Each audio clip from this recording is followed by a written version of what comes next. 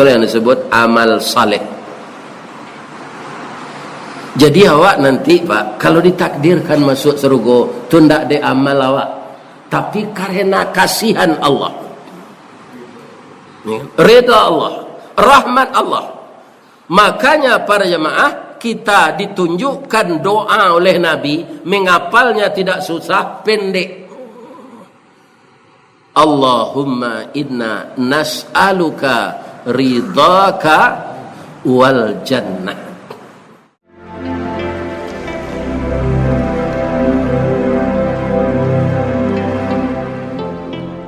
Assalamualaikum warahmatullahi wabarakatuh. A'udzu billahi minasy syaithanir rajim. Bismillahirrahmanirrahim. Alhamdulillahilladzi ahyana ba'dama amatana wa ilaihin nusyur. Asyhadu an la ilaha illallah wa asyhadu anna Muhammadar Rasulullah sallallahu alaihi wasallam la nabiyya ba'dah amma ba'd. Qala Allah ta'ala fi kitabihil karim, a'udzu billahi minasy syaithanir rajim. Bismillahirrahmanirrahim. Allahu waliyul ladzina amanu yukhrijuhum minadh dhulumati ilan nur walladzina kafaru awliya'uhumut taghut yukhrijunahum minan nuri ila dhulumat ulaika ashabun nar hum fiha khalidun. Wa qala aidan walladzina amanu asyaddu hubban lillah. Sadaqallahul azim. Artinya, aku berlindung kepada Allah dari godaan syaitan yang terkutuk. Dengan nama Allah yang maha pengasih lagi maha penyayang. Allah adalah pemimpin orang yang beriman. Kalaulah orang itu semata menjadikan Allah jadi pemimpinnya, Allah akan mengeluarkannya dari yang gelap gulita kepada cahaya yang terang benderang. Sebaliknya, orang-orang kafir, pemimpin mereka adalah tagut, maka sebaliknya pula yang terjadi. Tagut-tagut itu akan mengeluarkan mereka dari alam yang terang benderang ke alam yang gelap gulita. Mereka itu adalah isi neraka dan mereka kekal di dalamnya selama-lamanya.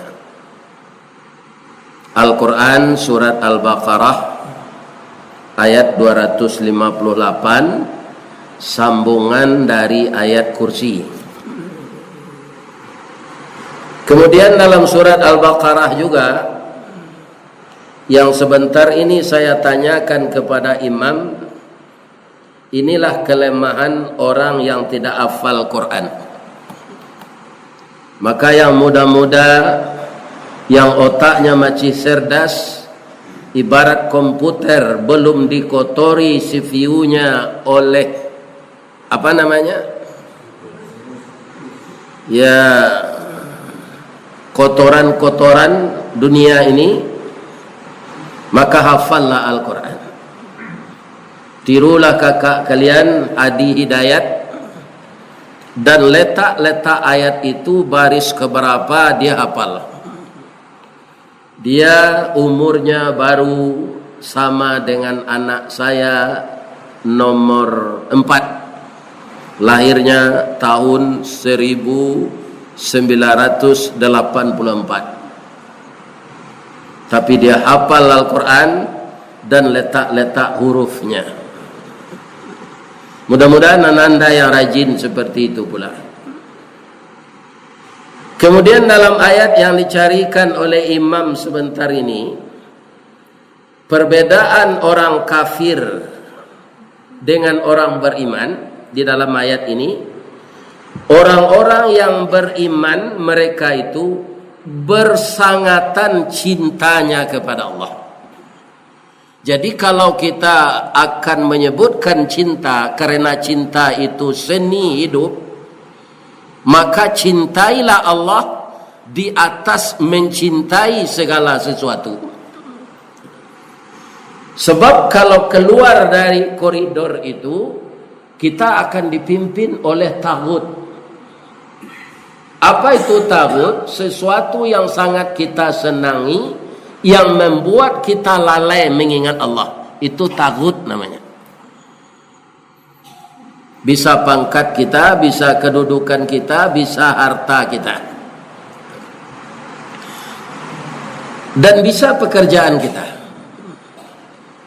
Kalau sudah tagut yang mengendalikan kita, Allah menerangkan ulaika ashabun nar. Sebab orang kafir itu tidak ada pertolongan, tempatnya di neraka. Bukan sementara, hum fiha khalidun, mereka kekal di dalamnya selama-lamanya. Kaum muslimin yang terhormat, kalau kita mengutarakan cinta, diletaknya lawak bujang merupa des. Ada anak gadis kana tiwa. Adinda, saya cinta kepadamu karena kasihan. Mungkin dalam hatinya dia protes. Iko ndak murni cinta gua, dek kasihan. Biarlah nak jadi yuda. Kaum muslimin mungkin kita juga beranggapan begitu. Karena manusia itu diberi akal, dia berpikir dinamis. Ternyata memang kasihan itulah pintu cinta yang nomor 1. Alasannya apa? Bapak-bapak, kita manusia biasa, berdosa, dan kalau kita beramal belum tentu dikasih pahala, karena bermacam-macam orang beramal ini. Ada ria, ada sombong, ada ujub. Ria itu apa yang diberikannya untuk jalan Allah, kata dia punya, itu ria namanya. Tapi walaupun yang diberikan pada jalan Allah itu dengan wa'alaniyah, cara berinfak misalnya kan ada 2. Pertama, wa anfaqu mimma razaqnahum sirra. Orang-orang yang menafkahkan sebahagian hartanya sirra, dengan rahasia, wa alaniyah, dan ada dengan terang-terangan.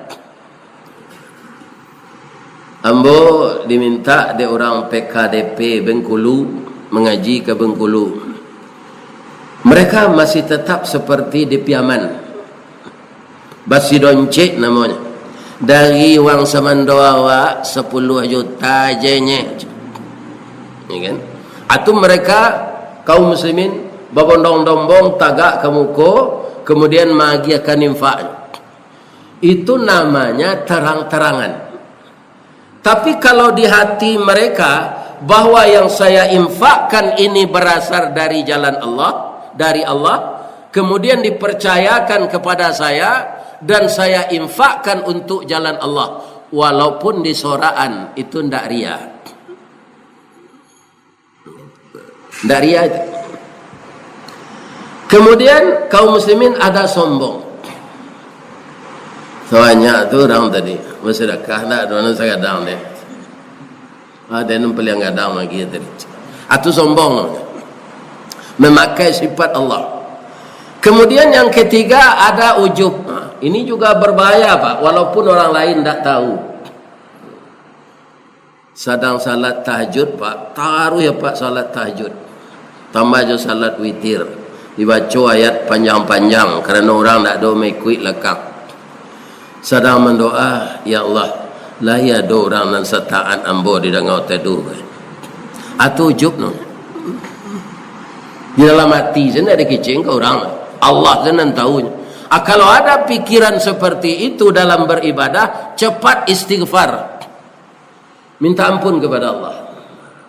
Kenapa bisa manusia seperti itu, Bapak-bapak yang terhormat, yang saya muliakan? Syaitan dikeluarkan SK-nya oleh Allah, dipanjangkan umurnya, dia tidak sakit-sakit, untuk menggoda manusia agar tersesat dari jalan Allah. Kalau setan itu banyak Pak, kalau iblis hanya satu. Iblis itu sampai sekarang satu. Setan itu banyak. Kenapa kita katakan satu? Tidak ada jamaknya di dalam Al-Quran. Kalau syaitan, satu syaitan, itu namanya syaitan. Kalau beberapa syaitan, syayatin. Jadi iblis itu cik, itu ketuanya. Anak buahnya nama gaduh awak ko, namanya syaitan. Kalau nyo banyak, kan awak banyak nang nyo gaduh tu. Banyak syaitan tu. Jamaknya syayatin. Asia nan jadi syayatin tu Ustaz. Ternyata indak jin sedo Pak. Nah, ini hati-hati kita supaya kita jangan masuk kelompok itu. Kata Allah dalam ayat pendek, alladzi yuwaswisu fi sudurin nas, yaitunya yang membisik-bisikkan hal-hal negatif ke dalam hati manusia, ke dalam dadanya. Allazi yuwaswisu fi sudurin nas, yang membisik-bisikkan ke dalam dada kita itu siapa? Dua, minal jinnati wan nas. Kira-kira kalau Pak membuka WA kita masing-masing grup, ada enggak manusia yang jadi provokator, menghasut orang agar dia membenci seseorang? Ada enggak mencelik dalam HP? Banyak mencelik. Baituan saya Pak, jangan dikomentari. Mendapat dosa jariah Pak. Enggak palo jariah, dosa jariah. Itu dia. Jadi yang jadi syayatin itu satu jin, kemudian yang kedua manusia. Jadi mangko banyak setan ko kecil Allah nyurang ko menjadi setan sebagian. Tapi mudah-mudahan indak jamaah Masjid As-Salam. Kalau ada yang jadi setan Pak, kalau babayo semayang. Jadi itu kerja syaitan itu menghasut. Ya kan? Yang paling utama itu hasutan setan Bapak-bapak, agar kita hati-hati ya. Lebih-lebih pasangan muda, ba'a orang suami istri ko carai. Nyo instruksikan di iblis. Berhasil setan tu menggoda, carai orang tu, nyo laporan ke komandannya, waang dapat nilai A+. Dia give reward. Tu kecil iblis anak buahnya setan. Preso sendiri awak Pak. Kalau ada jawab masuang-asuang orang kerja, tu pengurus nang gini ndak beres tu. Tukarlah pengurus lain. Kalau ada nama dia itu ngeceh Pak. Purun sejik gini tak beres tu, ambil piti segerajanya. Batu dua sih macam itu. Itu kaum muslimin lah berubah orang tu sifatnya menjadi syaitan. Jadi kita ini mudah saja tergelincir, bapak-bapak ibu-ibu. Karena setan itu diizinkan oleh Allah begitu. Sampai kapan? Sampai hari kiamat. Kalau untuk periwira sampai sakratul maut. Orang mati itu kecil Nabi Pak, sangai awi. Tapi kalau anaknya magi hai mele sesikole. Ube mele sesikole. Kalau nyoba impus lapis-lapis saja harus jarum impus. Jadi kalau ada apa mau nian dun sana sakit di rumah sakit, ya kan? Lapis-lapis dipindah kemari lapis, pindah kemari lapis. Cek dokter dipindah saya rumah sakitnya bapak jalai. Ambo ndak mendahului Allah, kalau lama deko ndak lama kadole. Kadang-kadang kan orang ndak siko peralatan kurang pak, ya kan? Pindah ke rumah sakit itu aja. Pindah tiba sini mati. Ini sampai awak kamaembuskan napas yang terakhir tu nyobao dek setan tu kaum muslimin baik yang dari jin, yang banyak dari jin itu anyo minuman awak atulah mati selesai. Begitu kaum muslimin syaitan itu sampai sakaratul maut. Jadi cintailah Allah di atas mencintai segalanya. Maka Allah tu yang memimpin kita. Kalau Allah yang memimpin kita, syaitan apapun baik dari jin maupun dari manusia tidak akan berhasil menghancurkan iman kita. Itu Allah yang berjanji. Allahu waliyul ladzina amanu yukhrijuhum minaz zulumati ilan nur. Kalau Allah yang kau jadikan pemimpinmu, kamu serahkan dirimu, kamu gadaikan jiwamu untuk Allah, Allah akan mengeluarkanmu dari yang gelap kepada yang terang. Bu, kalau ibu ditanya, ibu mana cinta ke suami ibu joka Allah, jawabnya.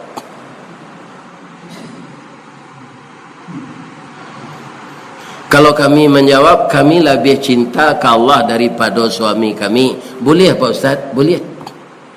Tapi biko kok tidak terbukti. Betul je kami nak laki-laki kok. Pak, apa mana cinta kami ni apa daripada ke Allah? Boleh awak menjawab?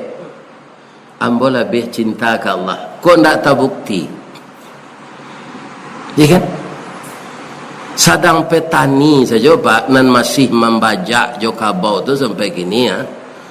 Para jemaah lebih cintanya jo sawah tu daripada cinta ke Allah. Sebagian tak sadonya.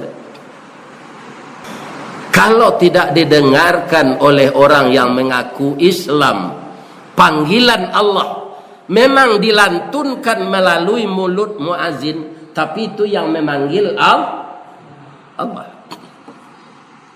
Itu dia lebih cinta kepada tidurnya daripada cinta kepada Allah. Seketik saja Pak bisa meleset. Jadi jawabnya narancak Pak Ustaz. Saya mungkin ikon tak tapik wana tapi dakik-dakik ke tapik. Saya lebih mencintai Allah dengan tidak mengurangi cinta kepada istri saya. Lebih ke Allah, tidak kurang kawini. Saya lebih mencintai Allah dengan tidak mengurangi cinta kepada suami saya. Lebih ke Allah, tidak kurang ke suami. Rasanya mendakik-dakik enak. Kok tapik mana tu enggak? Nan tapik tu menurut penilaian Allah. Allah tahu jodoh tak hati awak. Ya kan? Kaum muslimin yang terhormat, bapak-bapak, ibu-ibu, benarkah kasihan tadi itu sifat Allah Pak? Kasihan itu sifat Allah. Kalau di akhirat nanti Pak, ya Allah adililah hamba seadil-adilnya, kan ada sifat Allah namanya Maha Adil. Kalau nanti di akhirat Pak, nyoadili dia awak dia Allah jo seadil-adilnya, jo sifat adilnya tu, biar ustaz biar buya ndak ke masuk surga je jale orang kebanyakan bab itu amal kita bapak-bapak alun tentu diterima Allah. Sebabnya nan tadi ada kerana sombong, ada kerana ria, ada kerana ujub. Memang ada juga nan ikhlas, ya kan? Tapi kalau dosa Pak tu langsung didosurian, diterima dosa tu. Dapat risiko Pak. Tapi kalau amal lalu tentu. Atau mengko berharap kita tarui Allahumma inna nas'aluka ilman nafi'a wa rizqan wasi'a wa amalan mutaqabbala.